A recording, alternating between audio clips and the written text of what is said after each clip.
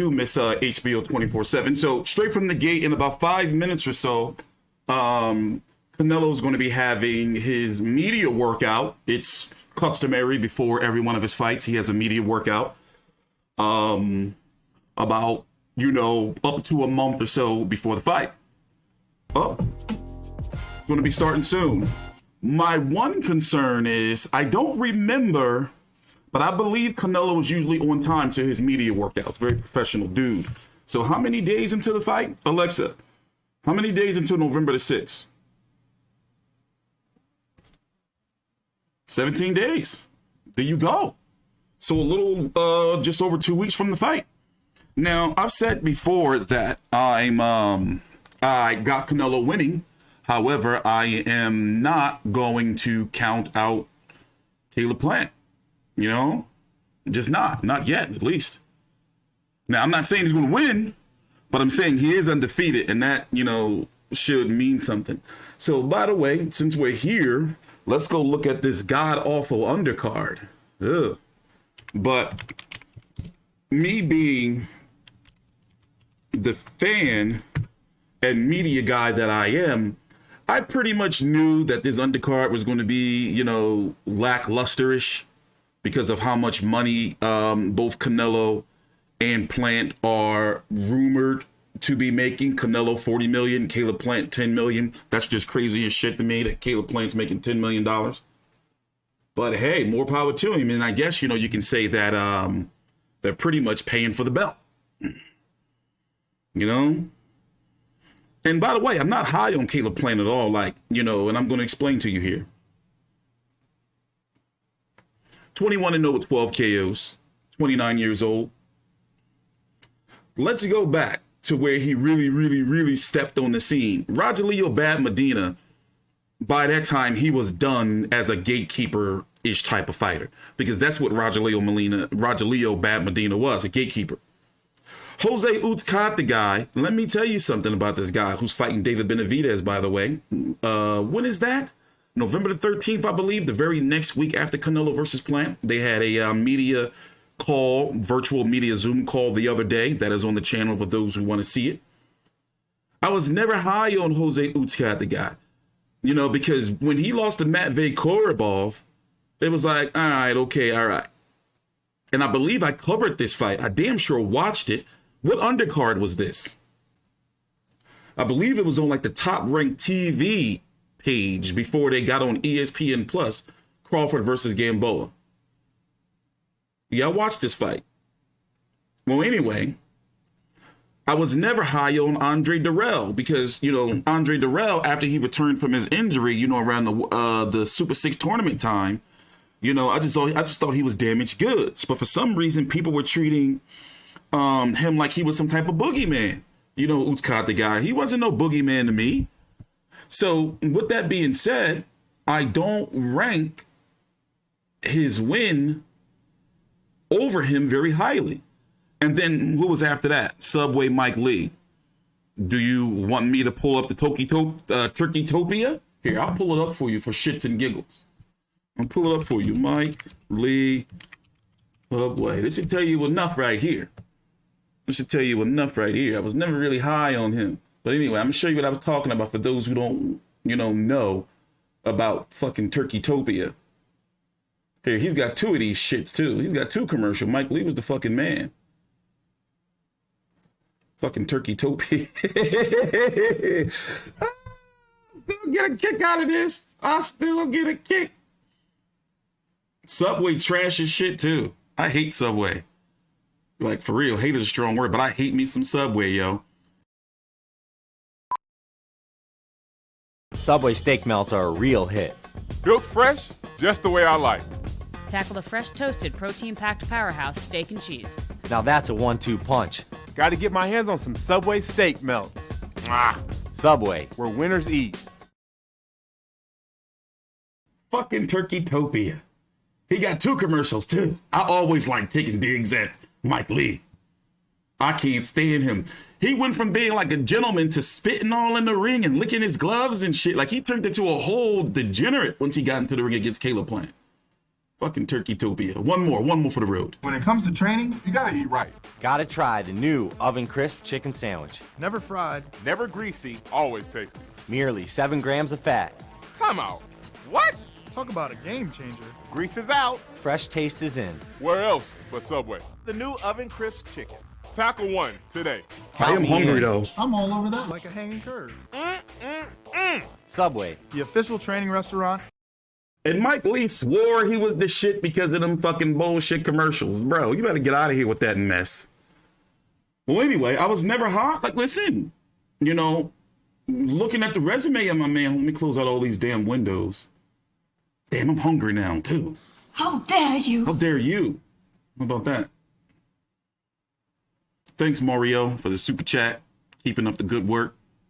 So, yeah, when you look at it, when you really, really think about it, like, you know, I never rated Hoots Kodlegi very highly. He fought Mike Lee, then his mandatory Vincent Fegan butts. Caleb Truax, he went fucking, 12 rounds in a snoozer. And now he fighting Canelo. Like, was never high on the bloke. So looking at this undercard, and yeah, we're still waiting for the Canelo media workout to start. So with this chewing the fat. So looking at the undercard, the chief support, right? That's my new, I like using that more than, the co-feature or the co-main. Ain't no co-main. This is a chief support. Oh wait, Canelo shit about to start. It's about to start. This is the all access preview, I'm guessing, which I want to show, but Showtime will probably copyright me. November 6th, you will hear the words, and the new undisputed super middleweight, and still undefeated. You think that's funny? Yeah? You keep laughing, motherfucker, because you know when you're going to find out? Real soon. I just gonna say something. You're not on my level, and you will see. I promise you. Fuck it, I'll let it play through. I'll take this copyright strike for you guys. And I love that Caleb Plant is going after him. See you November 6th. You want to see something special? I haven't seen something special. Come at Canelo. I'm gonna knock out this guy. Less than 8 rounds. Easy. Showtime gonna claim this video so fucking fast. Ah, damn it. Well, there are 2 numbers to remember. 100. I don't want to listen to no disrespect, B-Rye and Luke, but I don't want to listen to you guys.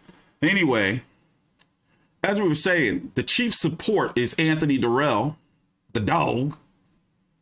And I'm guessing you can only assume that, he's the step in case somebody gets COVID or some shit. 33-2-2 with 24 KOs, 37 years old. Last 2 fights, he had a split draw against Carone Davis. I covered that fight, didn't it? It was PBC on Fox, regular Fox, I believe. I don't remember. Or was that in the Armory? I don't remember. And then you have his fight before that. He got stopped by David Benavidez, Avni Yildirim, who fought Canelo. He's taken on a Marcos Hernandez, 15-4-2 with just 3 KOs.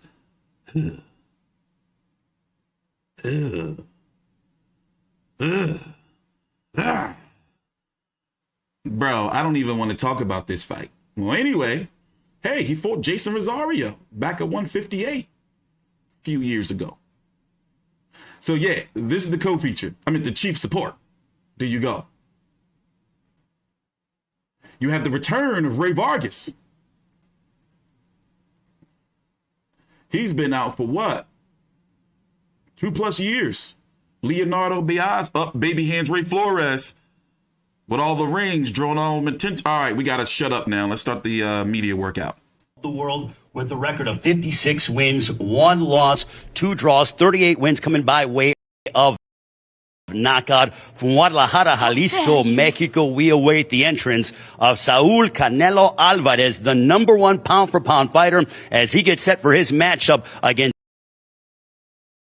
Thanks, Mario. Pay-per-view, Canelo as we get ready for unification coming up on November 6th, 17 days away, how are you feeling heading into this showdown against Caleb Plant, the first time that the super middleweight division will actually be unified in the history of 168 pounds? No, me siento muy bien, me siento muy bien. He estado envuelto en muchas peleas muy importantes en mi carrera y me siento bien, me siento listo para seguir haciendo historia. He said, I feel good, I am very excited, and I want to continue moving forward to make history. Now, Saul, I want to know from you, this is the most that we've seen out of your, in terms of emotional and bad blood between you and an opponent. Do you feel that way? ¿Sientas que tienes sangre, mala contra tu oponente en Caleb Plant? Creo que sí, nunca he estado envuelto en nada similar antes en mi carrera. Creo que sí es más personal que nunca había estado en mi carrera así que es algo nuevo para mí. He said, this is new for me. I've never had as much bad blood between an opponent than this one. This is something very different. But yes, this is the most animosity that I've had heading into a big prize fight. When it comes to his style, do you believe, you told Luke Thomas and Brian Campbell that you are going to knock out Caleb Plant before the 8th round? Are you sticking with that prediction? Sí, yo pienso lo mismo. Creo que se va a dificultar un poco los primeros asaltos, pero por ahí entre el 7, 8, 9 es donde voy a estar, yo creo que noqueándolo. He said, yes, I'm going to stick with that prediction. He feels that the first couple rounds are going to be difficult, but then, as the fight progresses, 7, 8, 9, I think I am going to be able to get him out of there. And for you, what message do you want to send to Caleb Plant as we are 17 days away until you guys collide for all the bouts at 168 pounds on Showtime Pay-Per-View in Las Vegas? No, ningún mensaje. Creo que ya le mandé el mensaje que tenía que mandarle. No necesito mandarle más y simplemente que esté listo porque viene algo nuevo para él el 6 de noviembre. He said, look, I already went ahead and I gave him the message, when we had the press conference and stuff. So I don't need to tell him anything else. I'm just prepared and ready to go for November 6th. Well, Saul, we will let you go ahead and train. We're going to watch you train, and we look forward to your matchup in 17 days on Showtime Pay-Per-View. Gracias.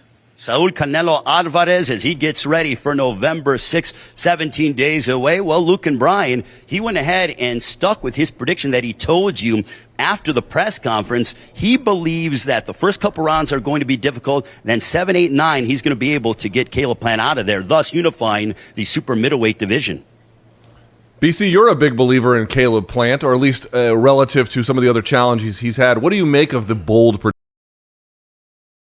I don't know, man. I don't want to listen to these guys. No disrespect, to B-Rye and Morning Combat. They got a good show. I listen to it sometimes, but I don't like listening to them while I'm watching media workouts and press conferences and shit.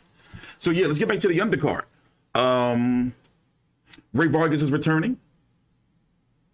34-0 with 22 KOs against a Leonardo. How do you say this name? Beaz?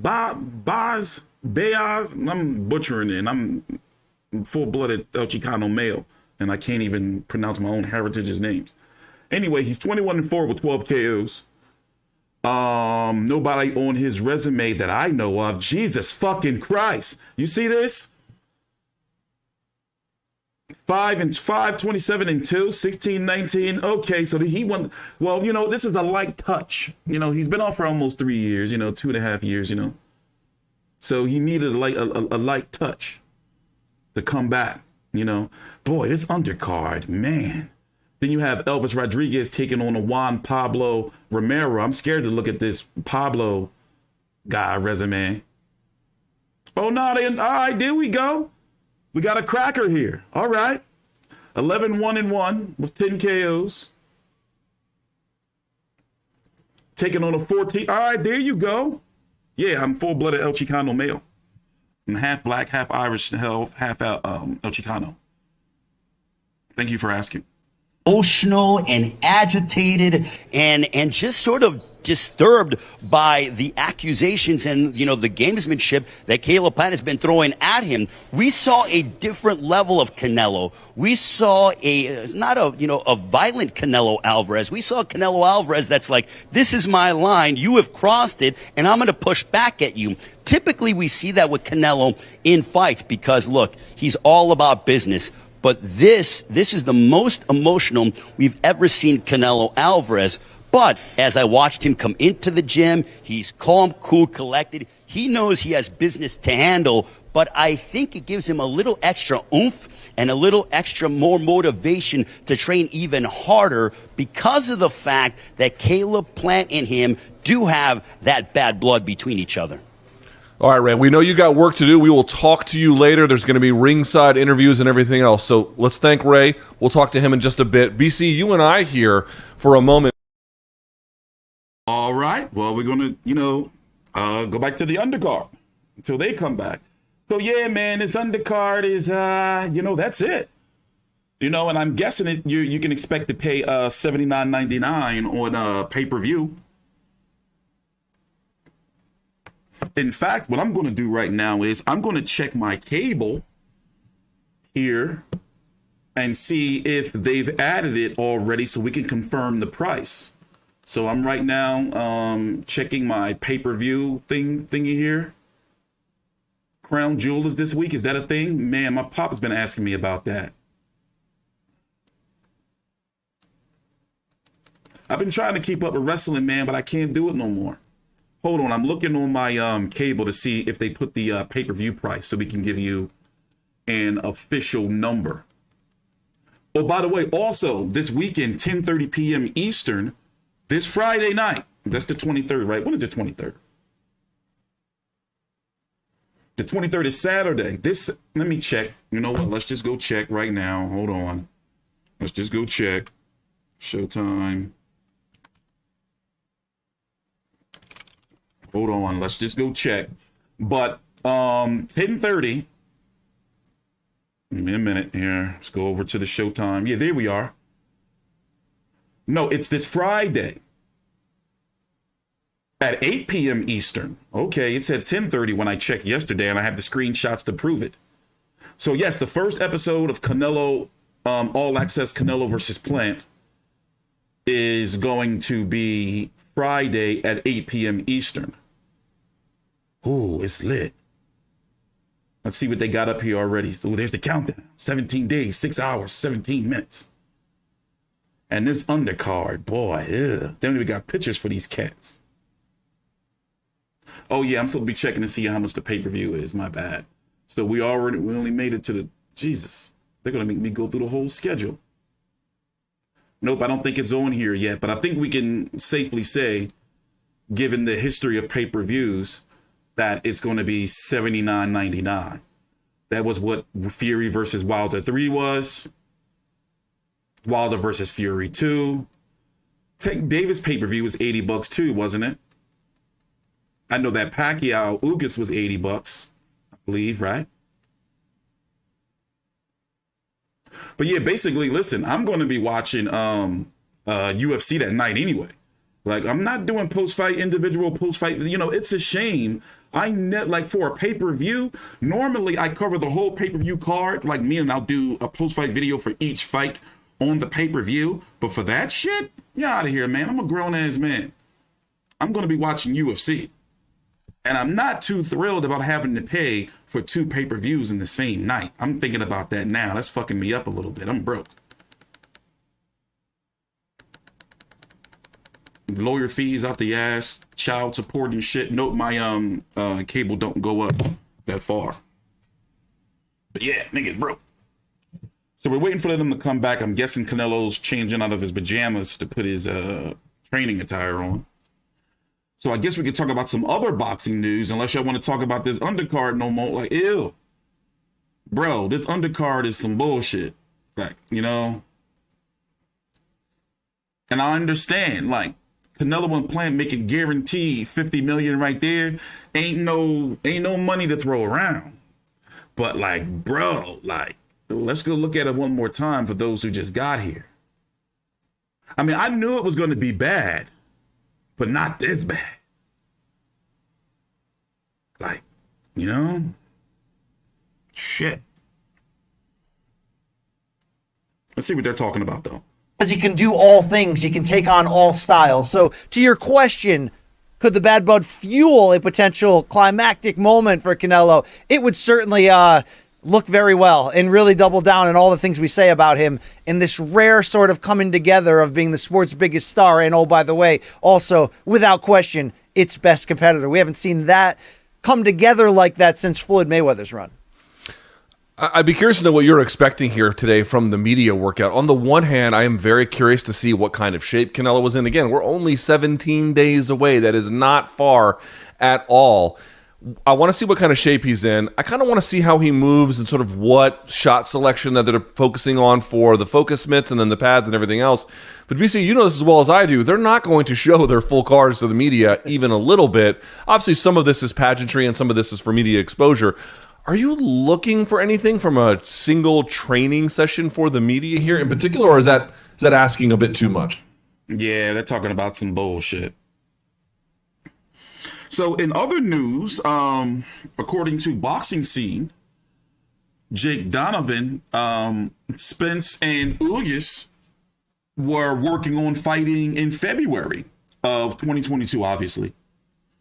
And now Ugas, which I think is the right thing, has to fight Amantis Stanionis. I'm getting there. I'm getting better at saying his name, the Lithuanian, because the WBA is unifying or being forced to get rid of all of those underling belts. Now, I want to see Spence versus Ugas, but at the same time, I think because of my disdain for the WBA that I want those damn belts gone for the good of the sport. Also, Canelo has named on the Brian Custer podcast as him wanting to fight Charlo next. Now, of course, Charlo would have to move up to 168 pounds. Canelo's not going back down to 160. But here's the thing. The winner of the fight the week after this, November the 13th, David Benavidez and Jose Uzcategui, will be both the WBC and IBF mandatories. Now, why that means something is because, you know, the WBC could just make Canelo the WBC franchise champion. Therefore, he won't have any mandatories. But when it comes to the IBF, they're going to have to pay the winner to step aside to fight Charlo. If they want to fight Charlo, whether it's Benavidez or not. And what sense does that make? Does Charlo, would Canelo versus Charlo bring in more money than Canelo versus Benavidez? Now, me personally, I would love to see Canelo versus Charlo. I'm a Charlo guy, even though, you know, there's some bad blood there, you know? But I hope I don't think they still pissed at me no more, though. But yeah, man, it was some bad blood in the past.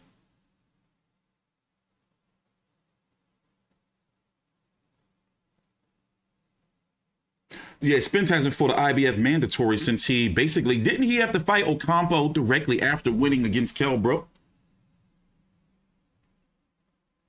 I think Spence should fight his Mando, Ugas. Well, the WBA has already ruled they're not going to allow Ugas to fight Spence because, for one, they have been warned, like, they have to get rid of all those belts or they're going to be, hey, I'll pull it up for you. By the way, follow me on Twitter at T Street Controversy. I hope no titties and ass pop up. I follow this guy named Ray, and you got to be careful with your feed because he be fucking porn degenerate. Well, anyway, the ABC board of directors to make a recommendation to the body, which include the following. Well, basically, you know, if they didn't get rid of all those belts, they were going to lose, like, being sanctioned here in the States, which would have lost them. They're already losing millions of dollars going forward because the interim belt, the WBA gold belt, and the, wait, they're back. Let's see what they're doing. WBA and WBO super middleweight champion of the world. Behind me, Canelo Álvarez stretching out, getting himself all set and ready to go. He's focused, he's determined, and he's looking to make history on November 6th on Showtime pay-per-view, just 17 days away. It will be an electric atmosphere at the MGM Grand Garden Arena in Las Vegas as Canelo takes on the IBF super middleweight champion of the world, Caleb Plant. All the belts on the line at 168 pounds. It's a beautiful gym here led by Eddie Reynoso, who is a mastermind when it comes to strategizing and helping to train world-class prize fighters. And as we all know, the number one pound-for-pound kingpin is in the ring, Canelo Álvarez. It is unbelievable that he hasn't fought in Las Vegas in nearly 2 years, but he's very active. This is his fourth fight in a year's time. He started off his quest in December, and now this is his fourth fight. And he's always said he wants unification. I actually asked one of the members of his team if he's ever had unification. No, he's not. So for Canelo Álvarez, this is another layer to his illustrious prize fighting career. 56-1-2 with 38 knockouts. He's been fighting for nearly half his life, which is absolutely mesmerizing. But he's very focused, and I think, guys, that it is so telling that this is the most animosity that he's ever had with anybody that he's fought. How will that translate on November 6th? I can't wait to find out as we see Canelo is stretching out and getting himself all set and ready to go. The pride and joy of Guadalajara, Jalisco, Mexico. He is without a doubt the consensus number one pound-for-pound fighter as he's gone up various divisions, but now settling in here to 168 pounds. And I know that he's extremely focused on Caleb Plant, but I find it to be very interesting that he told Brian Custer during his Last Stand podcast that assuming he's able to get past Caleb Plant, when Brian Custer told him, who do you want to fight next? Would it be David Benavidez or Jamal Charlo? He goes, I would like to fight Jamal Charlo, which I think would be a very compelling matchup. But anybody that Canelo fights is must-see TV. And it all comes your way on Saturday, November 6th from the MGM Grand Garden Arena in Las Vegas on Showtime pay-per-view. A big night of boxing with Canelo Álvarez in our main event against Caleb Plant. You do not want to miss it. Canelo stretching out and getting himself prepared. We are just 17 days away from the fight, nearing the conclusion of training camp here in San Diego for Canelo. And then we will have fight week, and Showtime will have fight week covered from top to bottom all week long. What a fall and winter for Showtime Championship Boxing. And talking with the members of Canelo's team, there is a confidence, but there's also a focus because they know that history is on the line. And Brian and Lucas, Canelo continues to stretch and get ready to go. I'll tell you what, there is a confidence, there is a relaxed and poised demeanor, but the entire focus is to make history undisputed on November 6th on Showtime pay-per-view against Caleb Plant. No doubt about it. And again, remember what he told Caleb Plant, you're not on my level. And if he says he wants Charlo next, then it's going to be Charlo. So rest assured, Charlo is not going to be fighting anybody. And I'm guessing we can say, we're going to see Canelo versus Charlo Cinco de Mayo. I mean, the man, listen, if he's saying Charlo, he's Canelo. So he's going to fight Charlo. And we get to see David Benavidez as the chief support fighting somebody. And David Benavidez next because of the obligations. So Canelo has a 3-fight. Just my predictions, just from what we've learned. Canelo fights May against Charlo. Fulfills his IBF and WBC mandatory against David Benavidez in September. And then he fights again in December. Or since he's been busy, he takes December off next year and just gets back to a regular schedule. Now, that's, of course, if David Benavidez beats Jose Uzcategui November the 13th, just 1 week after this fight. Once again, those guys, Benavidez and Uzcategui, had a media Zoom call a couple of days ago. We streamed it here live on the channel. By the way, take your time out, like the video, subscribe down below in the description box, because you ain't doing nothing. I'll put a link to the WBC's app, powered by the Vive network. I put one for Android, one for Google, and one for your Roku TV. It's going to come in handy very soon. Download it. You ain't doing nothing else, and I know you got room on your phone. Delete the Angry Birds. Don't nobody play that anymore. The Pokemon Go.